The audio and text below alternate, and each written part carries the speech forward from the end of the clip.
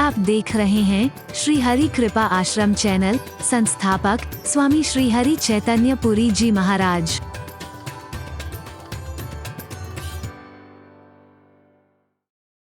कैसे लगे, कैसे टिके, एक आदर कैसे बता सकता हूं। लेकिन मैंने तो सबसे ऊंचा मार्ग बता दिया आपको, जिसके बाद कुछ कहना ही बाकी नहीं है। जहां प्यार होगा वहां ध्यान हटेगा नहीं, तो ध्यान लगाओगे क्या? जिसके प्रति प्यार होगा रात दिन तो उसी के प्यारों में खोए रहेंगे। गाते हो नहीं, हरि दूर रहे या पास रहे, हजरों में समाये रहते हैं, हरि बोल। जब देखो आपकी चर्चा होती है महाराज जी, जो आता है यार कब आ रहे महाराज जी, फिर हम भी इस तरह से शुरू हो जाते हैं, तो सारा दिन चर्चा तो वही हो रही है। यूं बैठ करके भी पता नहीं ध्यान कहां का भटकता, कहां भटकता, कहां के संकल्प विकल्प आते, एकाग्र हो पाता या ना हो पाता। लेकिन जब हर समय ध्यान वहीं लगा है, हट ही नहीं रहा है, तो लगाओगे क्या? सोच वहीं लगी हुई है रात दिन। बाकी अगर कोई पूछे तो मैं सरलतम उपाय बताया करता हूं, अगर यहां तक ना पहुंच सके, प्यार की स्थिति तक ना पहुंच पाए, तो क्या तरीका हो सकता है महाराज जी ध्यान एकाग्र करने का? और बता दूं,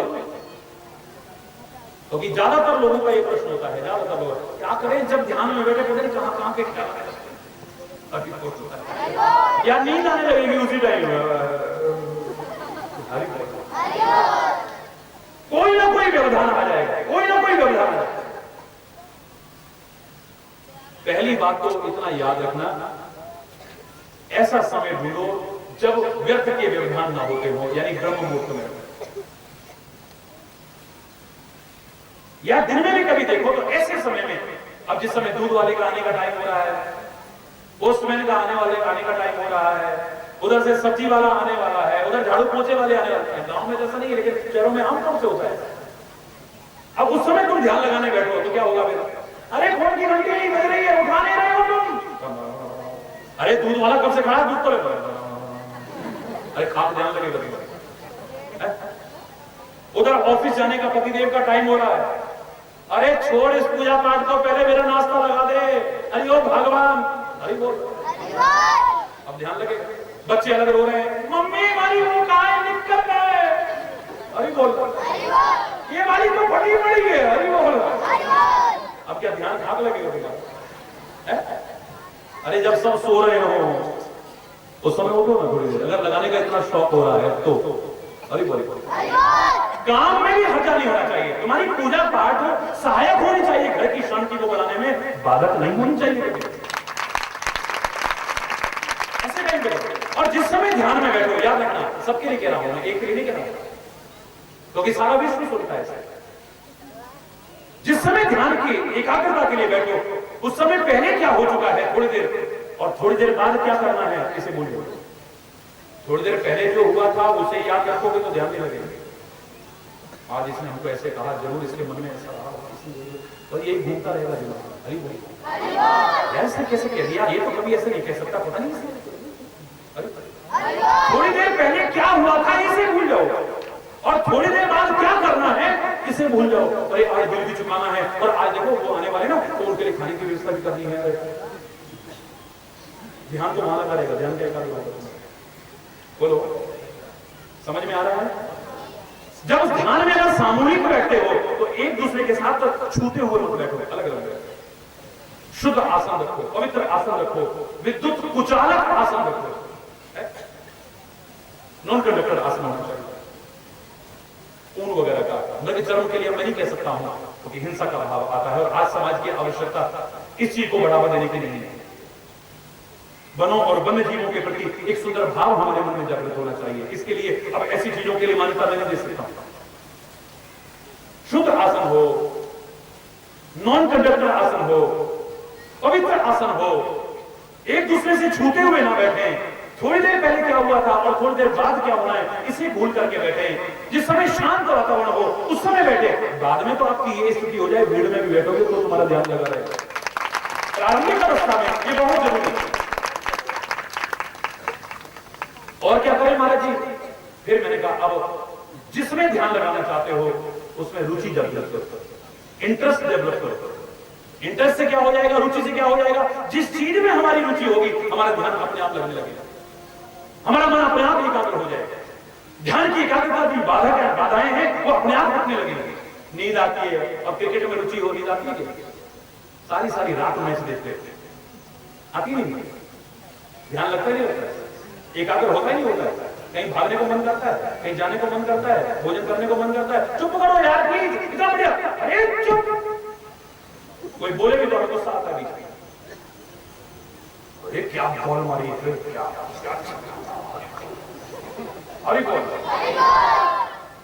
समझ में खात ना आ रहा। रुचि है, उसमें रुचि है तो आपका ध्यान लगता है लगता बोलो। उपन्यास में आपकी रुचि है तो उपन्यास में इतना ध्यान लगता, सारी सारी रात निकल जाए, छोड़ने को मन नहीं करता, ना नींद आती है, ना खाने को मन करता है, ना कुछ कर, जब तक पूरा ना हो जाए लगे। फिल्म में रुचि हो, अगर किसी फिल्म में आपकी रुचि हो, किसी टीवी के प्रोग्राम में रुचि हो, नहीं क्या गंदे में ही, महाराज जी के कार्यक्रम में जिनकी रुचि है लोग भोजन छोड़ देंगे लेकिन महाराज जी का कार्यक्रम नहीं छोड़ सकते। 20 करोड़ लोग 20 करोड़ लोग रोज सुनते हैं।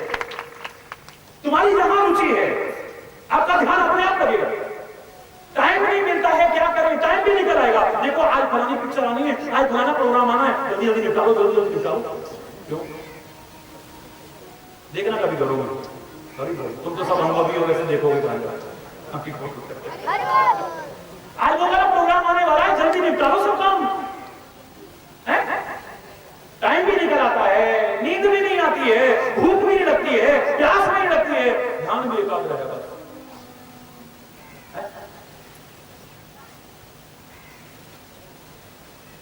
ये निश्चित सिद्धांत है, जहां हमारी रुचि होगी वहां पर ध्यान अपने आप एकाग्र होगा। अब रुचि कैसे विकसित हो, रुचि कैसे जागृत हो, इसका तरीका बताइए महाराज जी। आपने बिल्कुल ठीक कहा है, सर्वमान्य है और प्रैक्टिकल है, कोई कथा नहीं है। रुचि कैसे डेवलप हो, इंटरेस्ट कैसे डेवलप हो, इसका एक ही तरीका है, बस करते रहो। ना भी मन लगे तब भी करते रहो, अरे भाई ना मन लगे तब भी करते रहो, करते रहो, करते रहो, करते करते करते करते आपकी रुचि अपने आप जागृत हो जाएगी।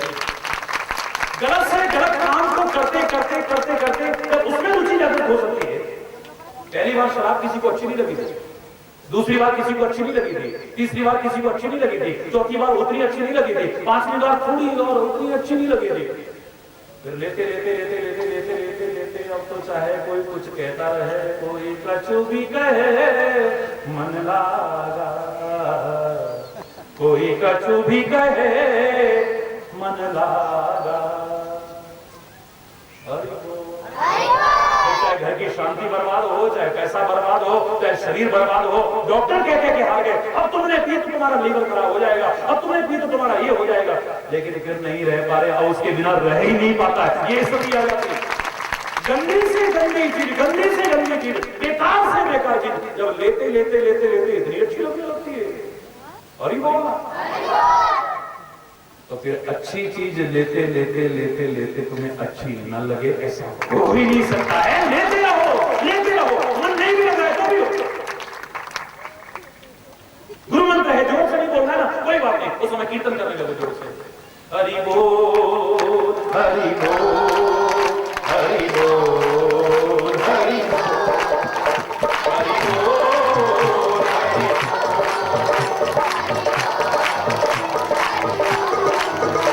हरि बोल हरि बोल हरि बोल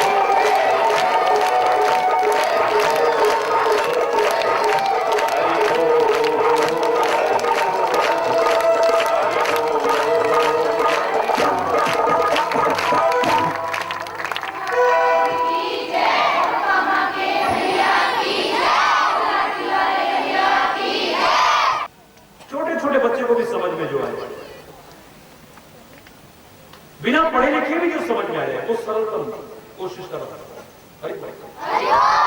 पित्त की बीमारी जिसे हो जाती है ना, उसे मिश्री भी कड़वी लगती है। मिश्री अगर कड़वी लगे तो समझ लो पित्त की बीमारी है। आयुर्वेद में ये सीधा सीधा सिद्धांत। तो सारी बीमारियों को 3 में हमारे यहाँ समेट के रख दिया है, वात, पित्त और कफ। सारा आयुर्वेद इसी पे, शरीर की सारी व्याधियां इसी में।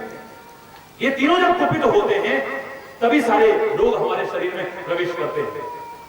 तो पित्त की बीमारी जहां है, समझ लेना कि मिश्री भी कड़वी लगेगी। इसका इलाज क्या है महाराज जी? इसका इलाज भी मिश्री है। चूसते रहो, चूसते रहो, चूसते रहो, जब मीठी लगने लगे समझ लो पित्त की बीमारी खत्म।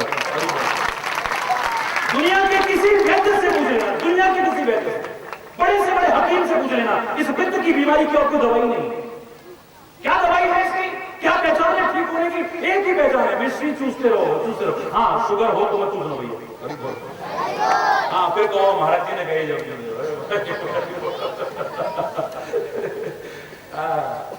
पित्त की बीमारी का तात्पर्य यही है कि मिश्री भी आपको कड़वी लगेगी। और पित्त की बीमारी आपकी ठीक हुई है या नहीं हुई है, इसका भी पहचान यही है। मिश्री चूसते रहो, चूसते रहो, चूसते रहो, चाहे कड़वी लगे तो भी चूसो। चूसते चूसते चूसते चूसते जब मीठी लगने लगे जाए, समझ लेना कि पित्त की बीमारी आपकी खत्म हो।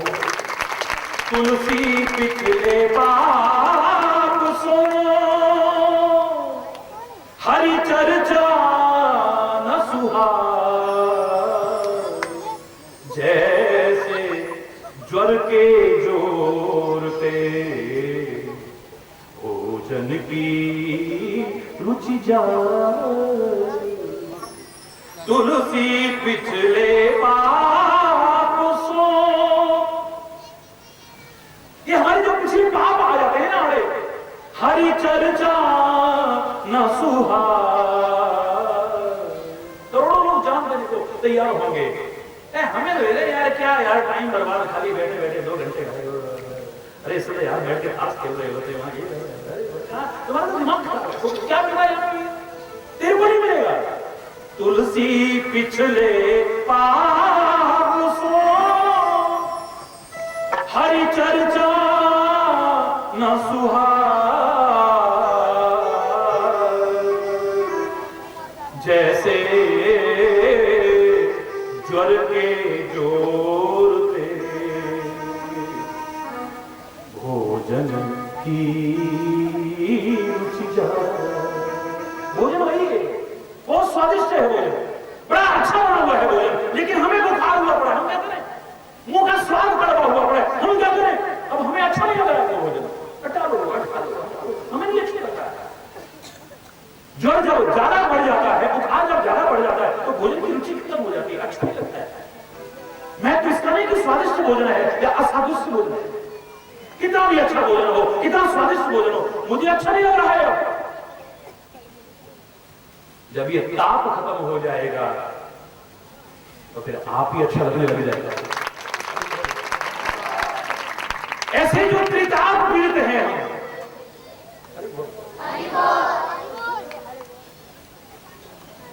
दैविक भौतिक जो 3 ताप से तप रहे हैं हम, हरि चर्चा न सुहाए। लेकिन इसका इलाज भी तो यही है, मैं क्या कहूं कि वहीं पर तुम ठीक हो जाओगे नहीं। अगर ये कड़वी भी लगे ना, लेते रहना, लेते रहना, लेते रहना, अच्छी ना लगे तब भी लेते रहना, लेते रहना, मन ना भी लगे तो भी करते रहना, करते रहना, अपने आप तुम्हारा मन लगने लगेगा। मन की एकाग्रता के लिए रुचि जागृत होना बहुत आवश्यक है, और रुचि जागृत होने के लिए उसकी निरंतरता बहुत आवश्यक है।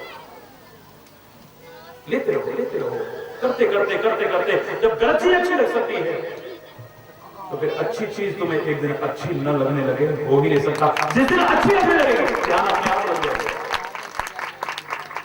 ये हठ योग से नहीं लगने वाला, लाख कोशिश करके नहीं लगने वाला है। जो लाख कोशिश करके न लग पाए, सहज में आपका ध्यान लग जाएगा। और हम तो प्रेम की चर्चा कर रहे हैं, इसलिए सारे उदाहरण एक तरफ बता दिया है, ठीक है। जहां प्यार होगा, झूठा सा भ्रम भी हो जाए, झूठे प्यार का भ्रम हो जाए, असत्य प्यार का भ्रम हो जाए, तो आदमी का ध्यान हटता नहीं है 24 घंटे। जिससे प्यार का भ्रम हुआ है उसी के बारे में सोचता रहता है। अगर सत्य स्नेह हो जाए तो ध्यान हटेगा क्या जो तुम लगाने की कोशिश करो। सारी चीजों का एकमात्र उपाय है, और भी बहुत सारी चीजें जो तुम्हारे मन में शंकाएं आती हैं, प्रश्न आते हैं, इस प्रेम में ही आधारित इस प्रवचन के बीच में आपको उत्तर मिलेगा। शेष कल आज यहीं पर अगर कोई गलत शब्द निकला हो उसके लिए क्षमा चाहता हुआ अपनी वाणी को विराम दूंगा। एक बार जोर से बोलेंगे, धर्म की,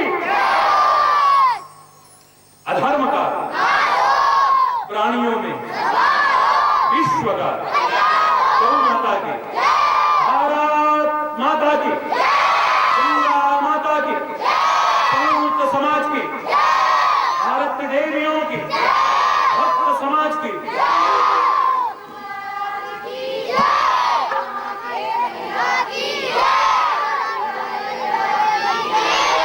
वृंदावन बिहारी लाल की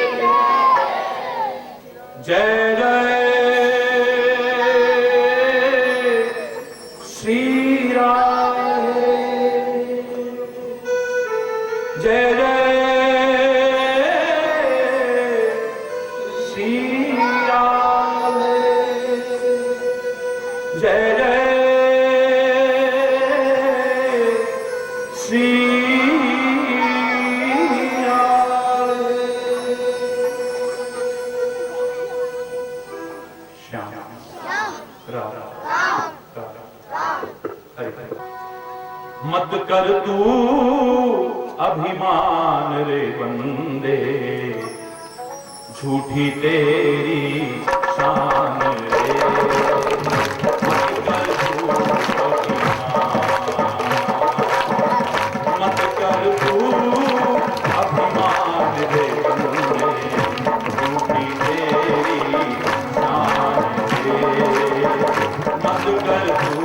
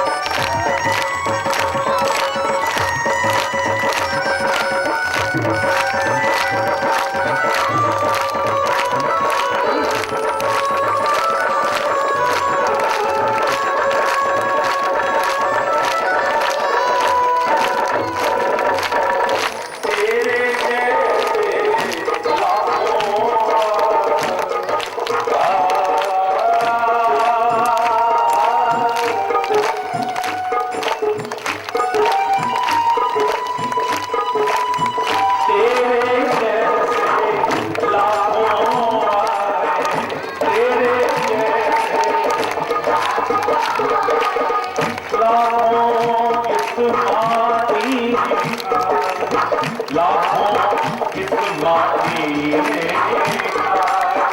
तेरे जैसे लाखों आए, तेरे जैसे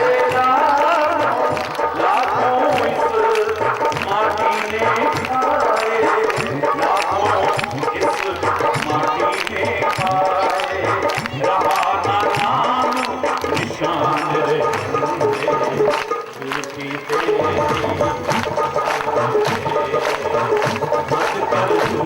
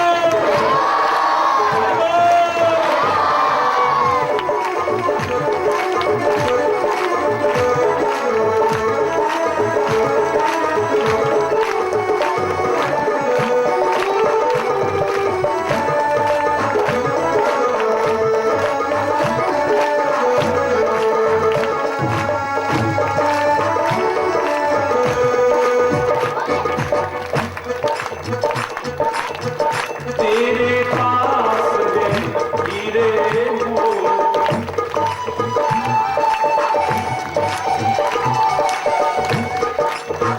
तेरे पास है हीरे मोती, तेरे पास है हीरे मोती, तेरे पास है हीरे मोती, तेरे मन मंदिर में ज्योति, मेरे मन मंदिर में ज्योति।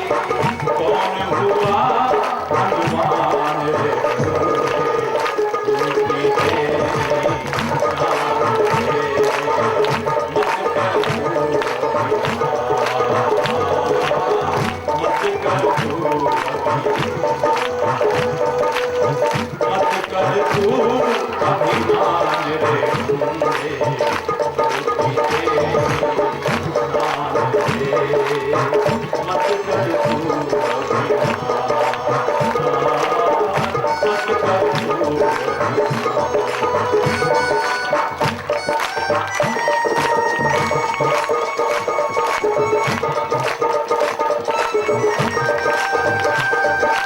हरि बोल, हरि बोल।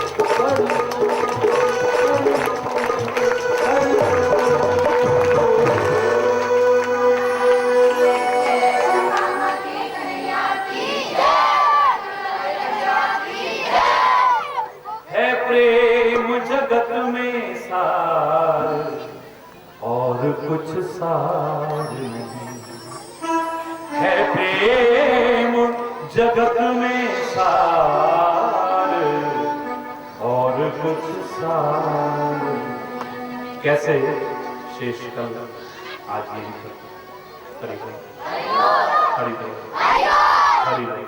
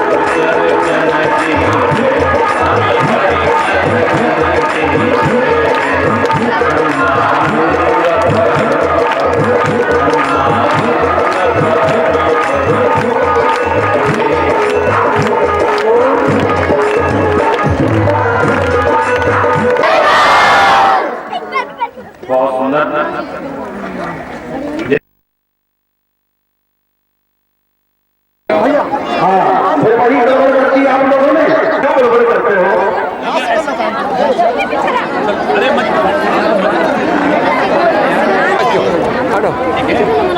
हटो हटो बच्चे ना कोई नहीं ऐसी ऐसी हटो हटो हटो बच्चे अरे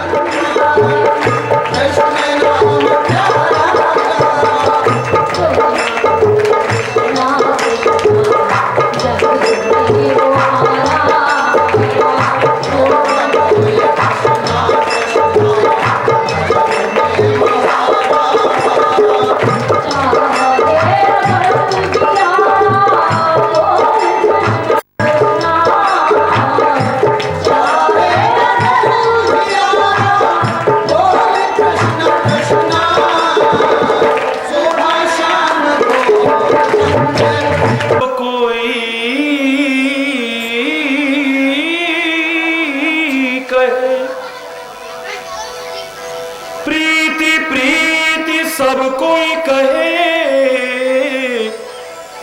कठिन प्रेम की रीति, आदि अंत पूरी निभे,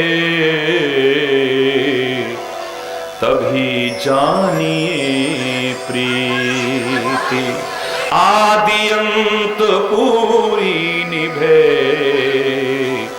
कभी जानिए प्रीति। हेरी मैं तो प्रेम दीवानी। हरि बोल। मेरो दर्द न जाने कोई,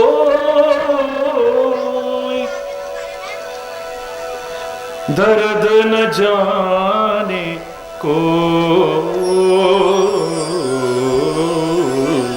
हेरी मैं तो प्रेम दीवानी।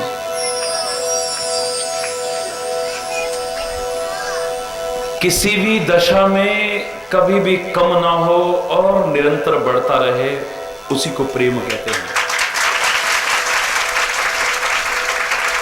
जो अंत तक निर्वाहित हो, उसी को प्रेम कहते हैं।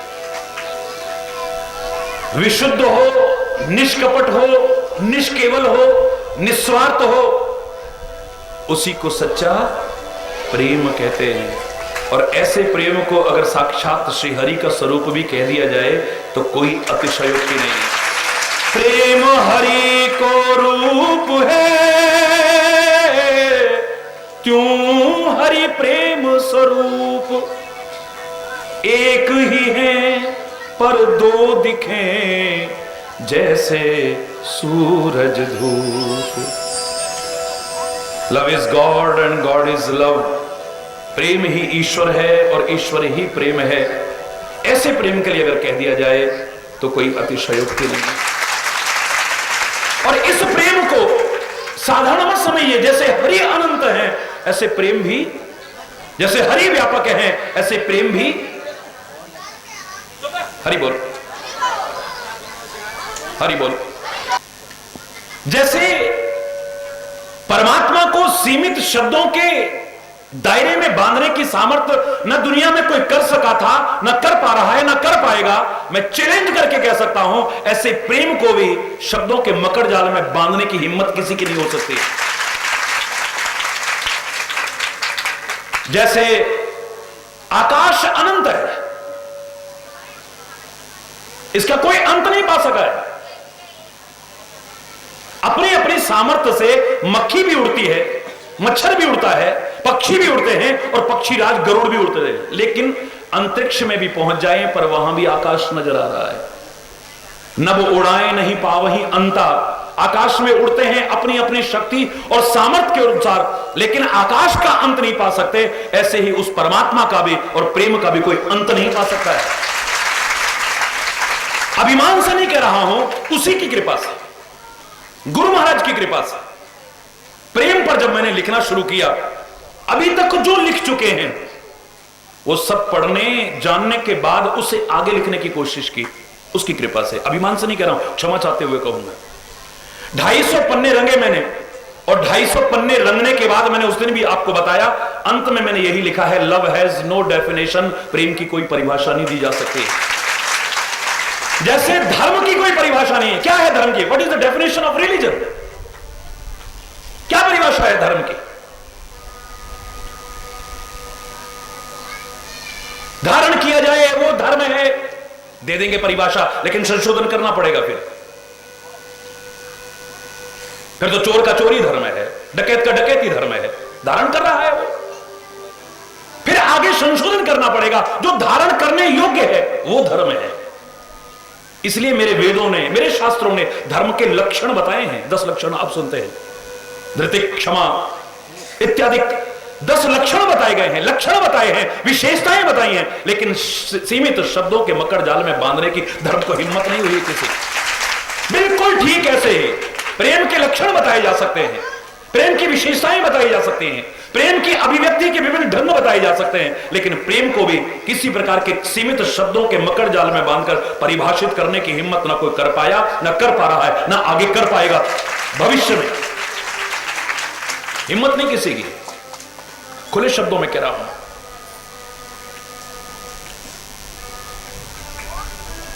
प्रेम बलिदान का नाम है, प्रेम समर्पण का नाम है, प्रेम देने का नाम है, है लेने का नहीं, सुख पहुंचाने का भाव है, सुख पाने का नहीं। यह बताया जा सकता है, प्रेम की अभिव्यक्ति के विभिन्न ढंग बताए जा सकते हैं। इसको भी सीमित दायरे में बांध नहीं सकते तो उसका प्रेम हो सकता है, उसका हो सकता है, उसका नहीं और उसका नहीं, कभी नहीं। मैं पढ़ा हुआ, सुना हुआ या कहीं लिखा हुआ नहीं बोल रहा हूं।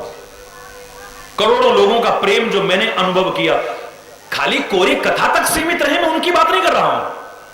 कोरे सामने सामने सीमित रहे, वहां तक नहीं कर रहा हूं, जिनका प्रेम कह सकता हूं मैं। उन करोड़ों लोगों का जो मैंने प्रेम देखा है, एक तरह का देखा ही नहीं मैंने। किसी को देखा कि बहुत करीब करीब आना चाहता है, करीब करीब, दूर जाने का नाम ही नहीं लेता है, ऐसे ही चिपकता है। लोगों ने उसका नाम ही फेविकॉल में जोड़ रखा हुआ है। ये तो महाराज जी को छोड़ता ही नहीं। अरे बोल, एक दूर बैठा आनंद लेता है। मैं उन दोनों की बात कर रहा हूं जिनका प्रेम है। अब क्या कहोगे आप, इसका प्रेम है या उसका प्रेम है? एक सुनते ही भाग देता है, महाराज जी आए, महाराज जी आए, पागल होकर के भाग देता है। कितनी बार ऐसा होता है, लोगों के हाथ में आटा लगा होता है, कुछ लगा होता है, कई चेहरे पर कुछ, ऐसे भाग देते। पता लगना चाहिए, अचानक भी कहीं से सुनते ही भाग देता है। और एक के सुन करके हाथ पैर फूल जाते हैं, बेचारा चाहे भी तो चल ही नहीं पाता है। महाराज जी आ गए, महाराज जी आ गए, अब पैर ही नहीं हिल रहे। मैं कह रहा हूं कमाल है, इतनी देर हो गई अभी तक वो नहीं दिख रहा है। उसकी अजीब दशा, वहीं बैठे बैठे हिलने की हिम्मत नहीं हो पा रही है। एक सुनते ही भाग दे रहा है, एक के हाथ पैर फूल जा रहे हैं। अब किसका प्रेम है? एक से मिलते हैं तो स्तुति करता है, श्लोक बोलता है, स्तोत्र गाता है, भजन गाता है, नमन करता है। और एक से मिलो तो लड़ना ही शुरू कर देता है। हरि बोल, लड़ना शुरू कर देता है, गिले शिकवे शुरू कर देता है। अब किसका प्रेम है, किसका नहीं? एक के यहां जाओ तो आरती उतारता है, चरण पखारता है, टीका लगाता है, वंदना करता है। एक कह जाओ तो लड़ना ही शुरू कर देता है। एक कह जाओ तो तरह तरह के पकवान बना बना के, ये भी बना लो, वो भी बना लो, वो भी बना लो, ये भी बना लो, ये भी बना लो, और उसको भी चख चख के, कहीं नमक मिर्च ज्यादा कम ना हो जाए, कहीं चीनी कम ज्यादा ना हो जाए। महाराज जी तो सबको पता है कि एक सूखी रोटी लेते हैं। अरे बोलना, हम तो अपने मन के भाव व्यक्त करते हैं। महाराज जी हमें मालूम है, आपने तो एक सूखी रोटी खानी है, और वो भी इतनी सी सब्जी के साथ। लेकिन ये भी बना लो, वो भी बना लो, और उसको भी बिल्कुल ऐसे नमक मिर्च कम ना हो, ज्यादा ना हो जाए, चक चक के, मीठा कम ना हो जाए, ज्यादा ना हो जाए। और एक को होश ही नहीं है कि मैंने नमक डाला या नहीं डाला, चीनी डाली या नहीं डाली, या कितनी बार डाल दी। नहीं डाली, अच्छा फिर डाल दिया, नहीं डाली फिर डाल दिया, नहीं डाली फिर डाल दिया। मैं तो बड़े प्रेम से आहा बहुत स्वाद है करके उनके प्रेम और भावनाओं को देखता हुआ ग्रहण करके चल दूंगा। बाद में रोते हैं, अरे महाराज जी हमने तो आपको जहर खिला दिया, बिल्कुल कड़वा हो रहा था ये तो है। किसका प्रेम है? एक के घर पे जाता हूं, बड़ा सुंदर आसन सजाते हैं महाराज जी को बिठाने के लिए। ये आप बीता सुना रहा हूं मैं। और एक के घर पर मैं गया, महीनों से तैयारी कर रहे थे, फूलों का बंगला बनाया महाराज जी को बिठाने के लिए। हजारों लोग मेरे साथ थे, यहां भी बहुत से ऐसे लोग मौजूद हैं। और क्या देखते हैं, जैसे मैं पहुंचा, अरे महाराज जी आ गए, महाराज जी आ गए। तो जहां मुझे बैठाना था ना, उस सिंहासन पे खुद बैठ गई हो और मुझे चरणों में बिठा लिया। अरे बोल, अब क्या कहोगे, किसका प्रेम है, किसका नहीं है? किसका प्रेम है, किसका नहीं है? प्रेम की अभिव्यक्ति के विभिन्न ढंग हो सकते हैं। एक अपने प्रेम को कैसे अभिव्यक्त करता है, एक अपने प्रेम को कैसे अभिव्यक्त करता है। विदुर जी कह सकते हैं, विदुर जी कह सकते हैं, ए विद्रानी तू असभ्य है, तू दृष्ट है, तुझे लाज नहीं है, तुझे शर्म नहीं है, तुझे हया नहीं है। स्नान कर रही थी, नग्न ही भाग दिए। अरे बोल रहा, कन्हैया की आवाज सुनकर के रह नहीं पाई है, और उसे होश नहीं है, बिल्कुल भी होश नहीं है। कन्हैया भी उसके प्यार में मग्न है, और वो भी कन्हैया के प्यार में मग्न है। उसे होश ही नहीं कि मैं छिलका खिला रही हूं या केले का गूदा खिला रही हूं, और वो भी बड़े प्यार से आहा बहुत स्वाद है, आहा बहुत स्वाद है, आहा बहुत स्वाद है, उसे खाते जा रहे हैं। इतने में विदुर जी आए, देखा, क्षमा याचना करते हैं, प्रभु क्षमा करना, इस धृष्ट ने, इस असभ्य ने, इस बेशर्म ने, इस बेहया ने आपका अपमान किया है प्रभु। नग्न ही दौड़ करके आ गई, और उस पर भी आपको केले की छिलके खिला रही है। अरे विदुर जी क्या बात कर रहे हो? ठीक है ठीक है ठीक है ठीक, प्रभु मैं तब समझूंगा आपने क्षमा कर दिया है, पहले एक कम से कम मैं केला छीलता हूं और इस गुदे को कम से कम आप खा लीजिए। बड़े प्रेम से प्रभु खाने लगे। अब तो मुंह का जायका ठीक हुआ होगा ना? बोले सच जानना चाहते हो विदुर जी, तो जो स्वाद छिलकों में आ रहा था वो इसमें स्वाद नहीं आ रहा है। जो स्वाद उसमें आ रहा था वो इसमें नहीं आ रहा है। वो काय का भूखा है, हमारी वस्तुओं का भूखा नहीं है, हमारे पदार्थों का भूखा नहीं है, हमारे मान सम्मान का भूखा नहीं, वो प्रेम का भूखा है। दुर्योधन के घर निमंत्रण मिल चुका है, तैयारियां हो चुकी हैं, उसको भी ठुकरा देता है। अरे बोलना, चलो विदुर घर जय ऊधो, चलो विदुर घर जय, विदुर घर जय ऊधो, चलो विदुर घर जय ऊधो, चलो विदुर घर जय, विदुर घर। दुर्योधन के कहा काज है, दुर्योधन के कहा काज है, दुर्योधन, दुर्योधन के कहा काज है, दुर्योधन के कहा काज है, आदर मान न पै आदर मान न भई ऊधो, चलो विदुर घर जय, विदुर घर जय, विदुर घर जय।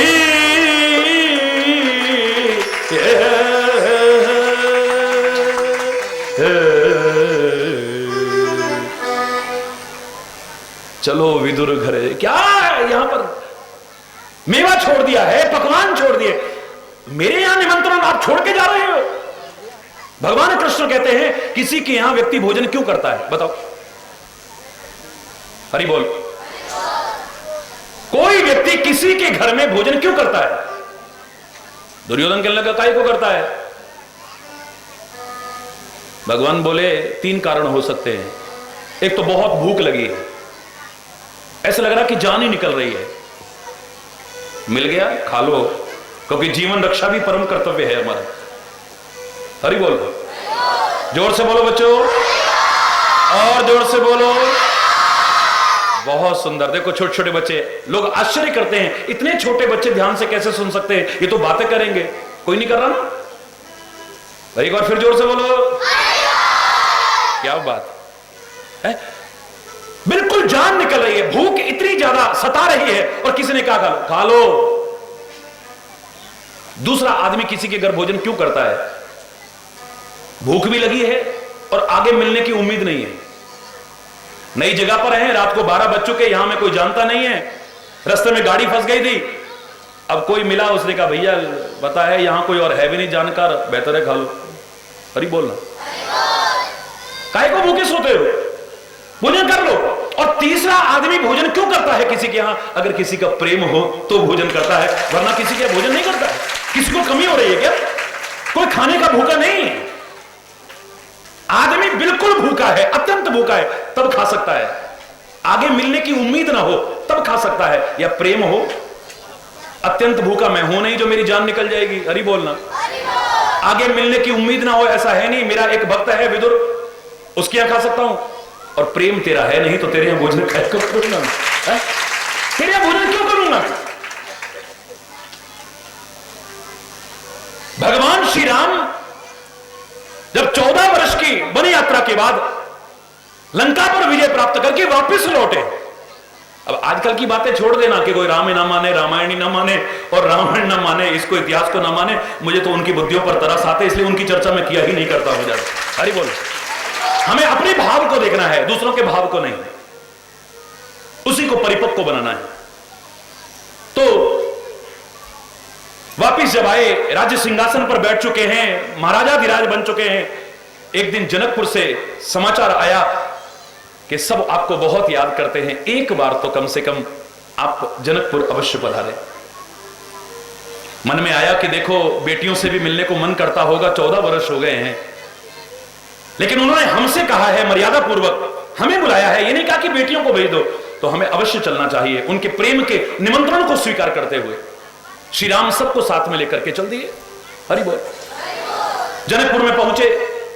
आज महारानी सुनैना ने अपने संरक्षण में, अपनी देखरेख में और कुछ अपने हाथों से हर तरह के पकवान बनाए हैं।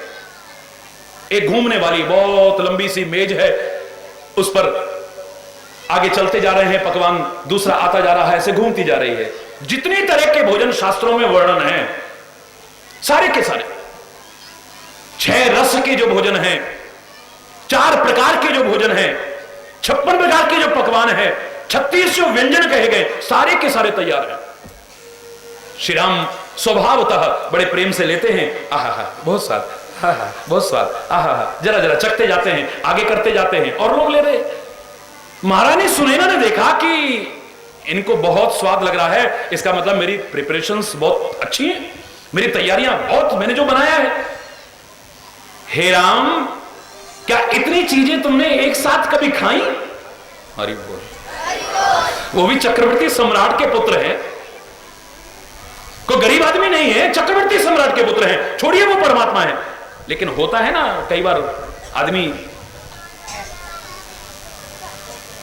भगवान श्री राम उनकी भावनाओं की कदर करते हुए कहते हैं, मां सच तो यह है कि हर पकवान खाया, लेकिन एक साथ इतने पकवान नहीं खाए।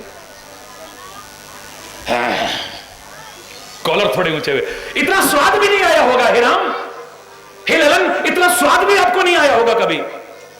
श्री राम की आंखों में आंसू आ गए, कहने लगे मां ये प्रश्न मत पूछना बस। वो तो देख रही थी, कह रहे थे बड़ी स्वाद है, बहुत स्वादिष्ट, अति स्वादिष्ट, अति स्वादिष्ट, इसका मतलब बहुत स्वादिष्ट है।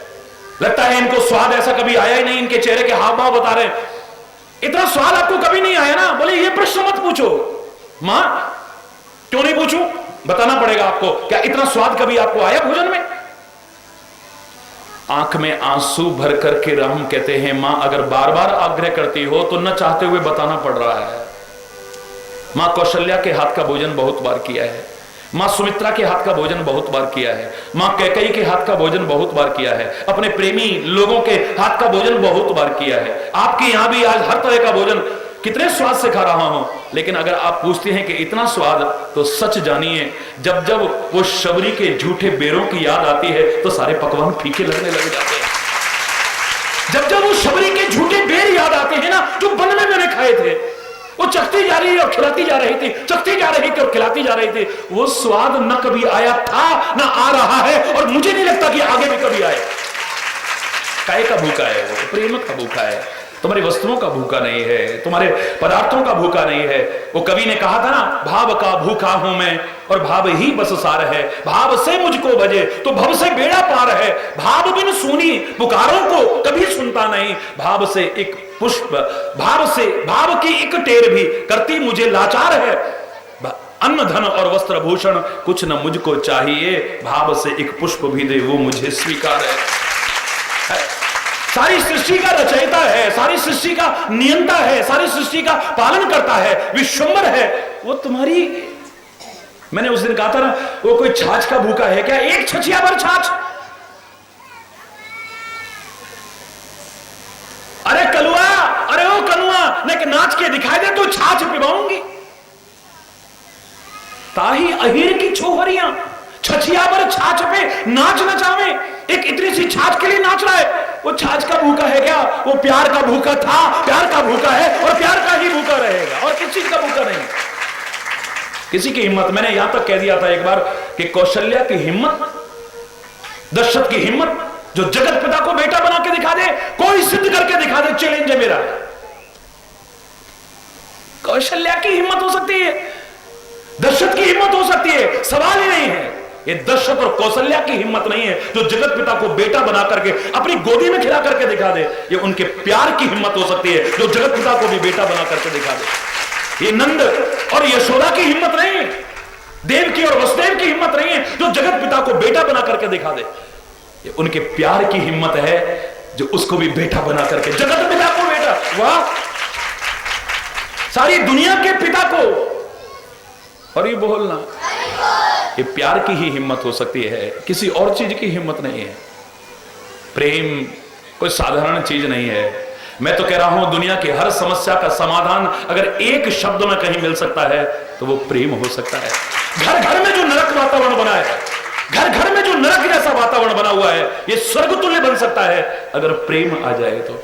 गांव गांव सुधर सकता है अगर प्रेम आ जाए तो। सारे समाज की दशा बदल सकती है अगर प्रेम आ जाए तो। आतंक खत्म हो सकता है अगर प्रेम आ जाए तो। हिंसा खत्म हो सकती है अगर प्रेम आ जाए तो। प्रेम जहां आ जाएगा, दावे से कह रहा हूं, किसी प्रकार की विकृति, किसी प्रकार का दोष, किसी प्रकार का विकार प्रवेश कर ही नहीं सकता है वहां पर। प्रेम हो बशर्ते कि प्रेम।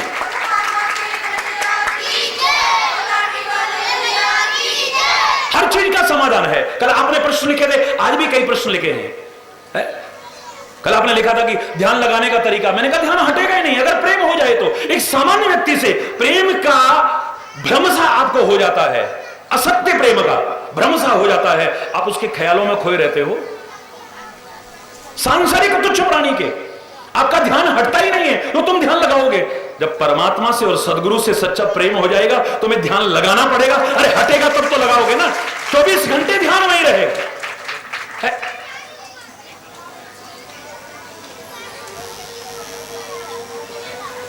इतना दुख रोते हैं, हमारे भगवान दुख दूर नहीं करते हैं।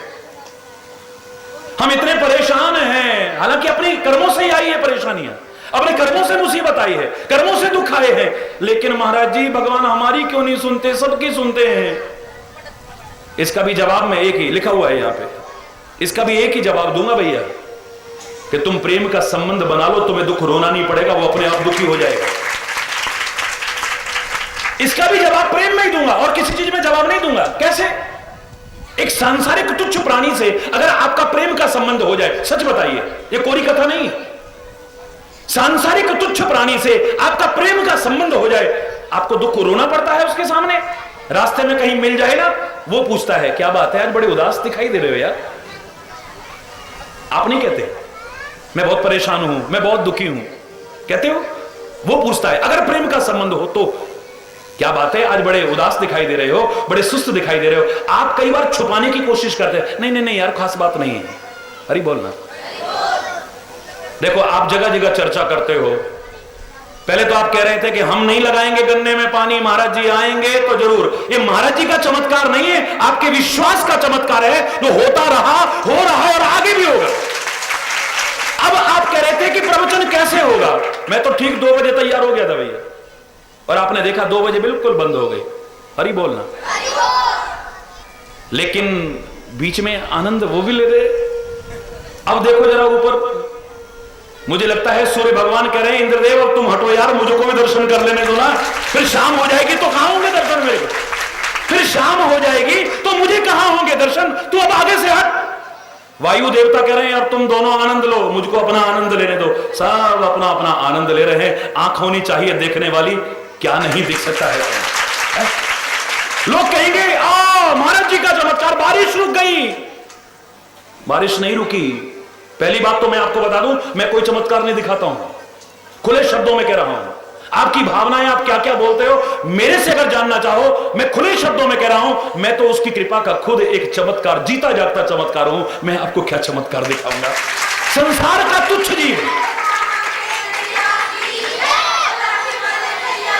संसार का तुच्छ जड़ जीव आज चैतन्य बना है, और संसार में चैतन्यता जागृत करने लायक बना है। ये उसकी कृपा का चमत्कार नहीं है तो और क्या है?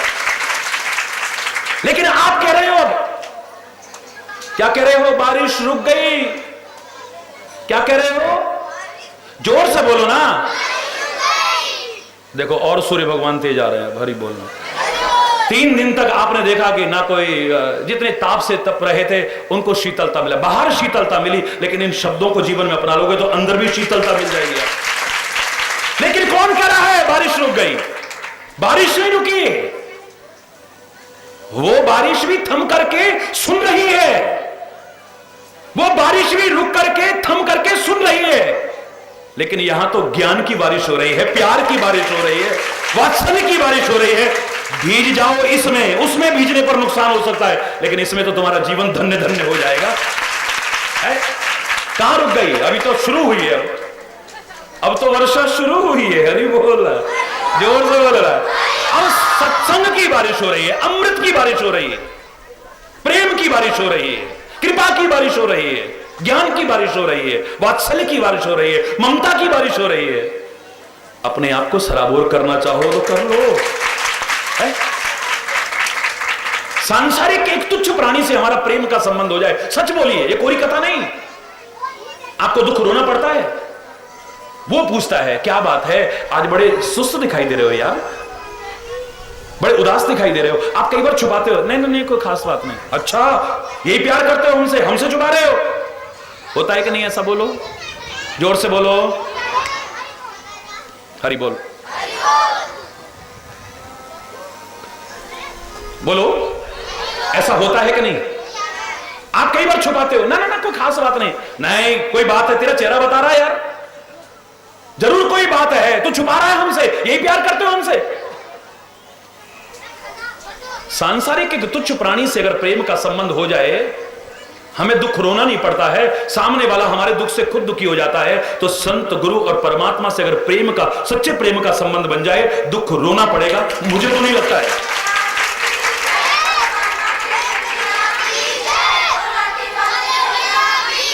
दुख रोना पड़ेगा, हरगिज नहीं। ये संसार के लोग तो हो सकता है हमारे दुख से दुखी हो जाएं, लेकिन हमारे दुख को दूर नहीं कर पाएंगे। लेकिन ये तो खाली दुखी नहीं होंगे, हमारे दुख को दूर करने का भी उपाय बताएंगे और करेंगे भी। अरे बोल, प्रैक्टिकल उदाहरण सुना रहा हूं आपको। एक बहुत बड़ा क्लिनिक है, विश्व के किसी रोग के सबसे बड़े स्पेशलिस्ट का, सबसे बड़ा विशेषज्ञ है उस रोग का। सारी दुनिया से निराश होकर के उस रोग से पीड़ित लोग वहां आते हैं जो मरनासन्न है। हरि बोल, जरा एक बार छोटे बच्चे भी जोर से बोलो तो।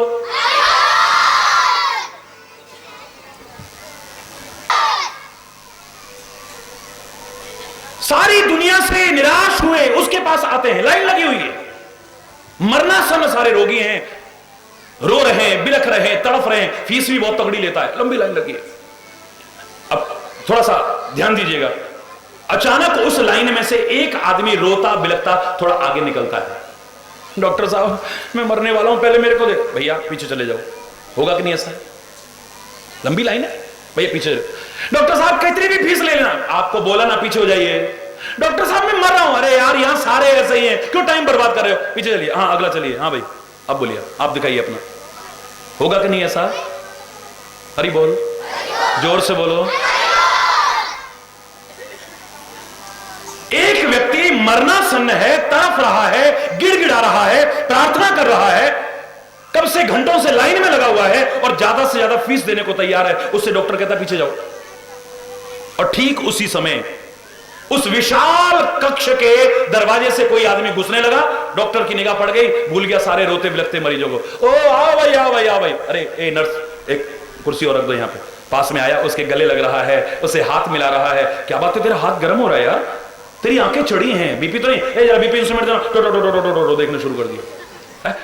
तू बहुत लापरवाह हो गया है, भाभी से कहूंगा, तेरी शिकायत करूंगा। तू बिल्कुल अपना ध्यान नहीं रखता है।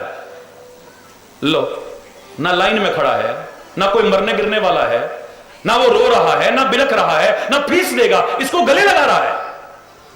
उसके जरा से दुख से खुद दुखी हो गया है। तेरा हाथ गर्म क्यों है? तेरी आंखें चढ़ी हुई क्यों हैं?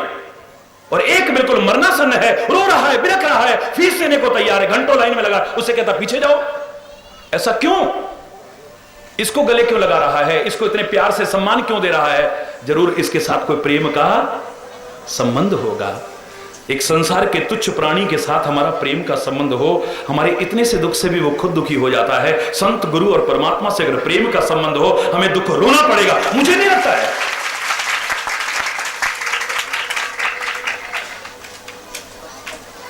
मुझे नहीं लगता है कि दुख रोना पड़ेगा, वो खुद दुखी होंगे। और वैसे भी दुनिया के आगे तो दुख रोना भी मत। आपने दुख के लिए लिखा है, तो मैं साफ शब्दों में कह रहा हूं, दुनिया के आगे दुख क्या, सुख भी मत रोना। मैं हमेशा कहा करता हूं, इस दुनिया के सामने ना दुख रो ना सुख रो। खुशी में भी आपकी आंसू आ जाते हैं, कई बार खुशी को भी रो पड़ते हो, सुख को भी रो पड़ते हो, कभी दुख को भी रो पड़ते हो। रहीमदास ने तो खाली दुख रोने के लिए मना किया था, मैं सुख और दुख दोनों रोने को मना करता हूं। रहीमन निज मन की व्यथा, मन ही राखो गोय, सुन हंस दई हैं लोग सब, बांट सके न कोई। अपना दुखड़ा किसी के आगे मत रहो, रहीमदास कह रहे हैं। लेकिन हरि चैतन्य आपका लाठी वाला भैया कह रहा है अनुभव के आधार पर, सुखड़ा भी और दुखड़ा दोनों मत रोना। क्यों? ये आपकी खुशी की बात सुनकर के खुश नहीं होंगे, ईर्ष्या करेंगे आपसे। ये अपने अभाव से इतने दुखी नहीं है जितना आपके बढ़ते हुए प्रभाव को देख करके दुखी हो जाएंगे। ये अपने दुख से इतने दुखी नहीं है जितने आपकी खुशी और सुख को देख करके दुखी हो जाते हैं। ये कहीं गिरे पड़े हैं इससे इतने दुखी नहीं है, और तू आगे क्यों बढ़ रहा है इससे ज्यादा दुखी हो जाते हैं। ये तेरी खुशी को देख करके खुश होने वाले नहीं है, तेरे सुख को सुनकर के खुश होने वाले नहीं है, ईर्ष्या करेंगे, टांग खींचने की कोशिश करेंगे। मत रो इनके सामने सुख भी, और दुख तो बिल्कुल भी मत रोना। ये रो करके सुनेंगे और बाहर हंस के उड़ाएंगे, तेरा मजाक उड़ाएंगे बाहर। जिसे मैंने अपने शब्दों में कहा था, याद करिए कॉलेज में जो शब्द कहे थे, मूक रहना बोलना मत हर किसी के सामने, मूक रहना बोलना मत हर किसी के सामने, अपनी हृदय निधि खोलना मत हर किसी के सामने।